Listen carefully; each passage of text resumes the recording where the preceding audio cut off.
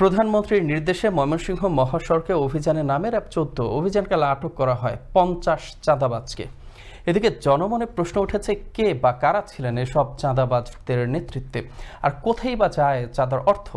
আর RAB বলছে তদন্তে বেরিয়ে আসবে সব প্রশ্নের উত্তর। ময়মনসিংহ ব্যুরো প্রধান ওমর ফারুক সুমনের প্রতিবেদনে বিস্তারিত। এক হাতে লাঠি, অপর হাতে নামে বেনামে সংগঠনের নামে চাঁদা আদায়ের রসিদ। ময়মনসিংহের বিভিন্ন মহাসড়কে একটি চক্র পণ্যবাহী পরিবহন হতে প্রতি রাতে চাঁদা আদায় করে আসছিল লক্ষাধিক টাকা। পণ্যবাহী ট্রাকে এক শ্রেণীর লোক বিভিন্ন নাম ভাঙিয়ে লাঠি হাতে রাস্তায় দাঁড়িয়ে সারা দিন এবং রাতে গভীর রাতেও তারা নানাভাবে এই সকল ট্রাক এবং অন্যান্য যানবাহন থেকে চাঁদা আদায় করছে।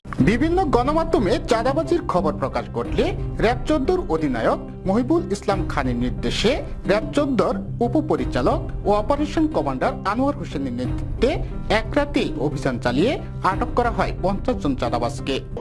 মোট ৫টি জায়গায় অভিযান পরিচালনা করে এই চাঁদাবাজির সঙ্গে জড়িত ৫০ জন আসামিকে গ্রেপ্তার করতে সক্ষম হয়েছে এবং এই গ্রেপ্তারকৃত আসামিদের কাছ থেকে চাঁদাবাজির প্রায় ৬৫,০০০ টাকা, তাদের ব্যবহৃত মোবাইল ফোন। তবে এই চাঁদাবাজির টাকা যায় কোথায়, এর মূল হোতা কে, আর নেপথ্যে কে বা কারা, এই প্রশ্ন জনসাধারণের।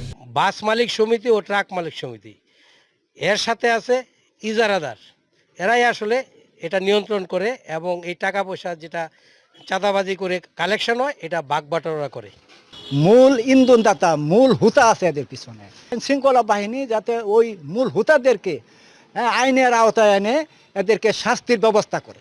মহাসড়কে মাসের পর মাস চাঁদাবাজির ঘটনার মূল হোতাদের মুখোশ উন্মোচন করে তাদেরকেও দৃষ্টান্তমূলক শাস্তি নিশ্চিত করা হবে, এমনটাই বলছেন সচেতন মহল। ময়মনসিংহ থেকে ওমর ফারুক সুমন, আনন্দ টিভি।